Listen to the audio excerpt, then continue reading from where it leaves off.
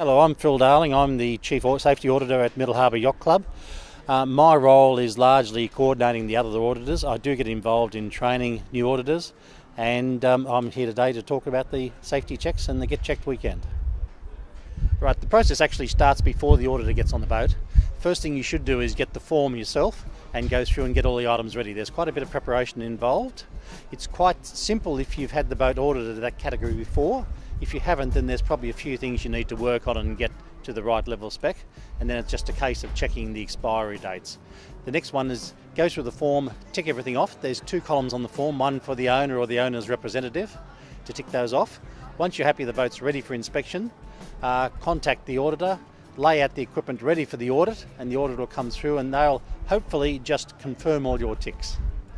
And then once the audit's over, you then bring the completed form back to the office, and they'll take a photocopy of it and put it on file. Now, the one hiccup is if there's items which are not completed, the auditor will fill out the form but will list those items as not yet complete, and you'll need to come back and obviously get those ticked off before it's completed.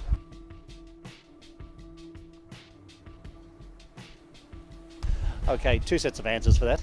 If they've done the audit before, pull out last year's form, check it, and confirm the items that need to be updated for this year, and that's things like the life jacket checks, checking that the medical kit, those items that have expired are replaced, checking your flares and so on. If you haven't been through an audit before, it's going to be a little bit more complex. And what I'd recommend there is talk to an auditor ahead of time, or talk to one of your friends who's got a boat in the same level of safety compliance, because there's probably a few things you need to do to get the boat ready. And that's going to be a little bit more complicated depending on what level of safety you're going for.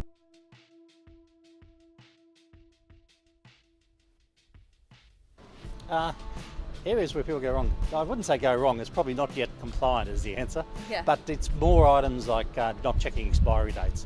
And in the medical kit, for example, almost everything expires eventually, so checking even things like band-aids, the saline water. A lot of us don't believe water goes out of date, but the bottles do. And anything with a expiry date on it has to be up to date.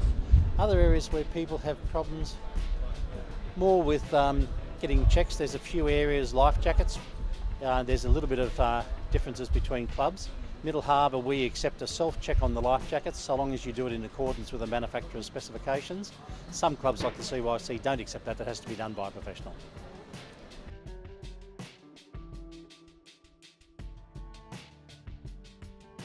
Okay, on the safety compliance side, I'd say probably start early, start thinking about it ahead of time.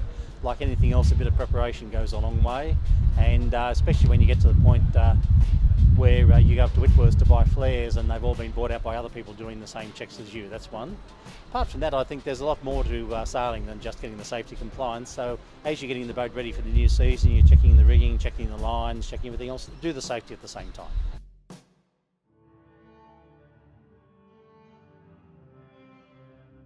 Okay, we're always keen to get new auditors in. It's an interesting role. The first thing to bear in mind is the auditors there is to help. We're not a compliance, we're not a traffic policeman. We're there to help people get their boats ready. You do get to crawl over a lot of very interesting boats, and you see some very interesting things on them. So that part's quite attractive.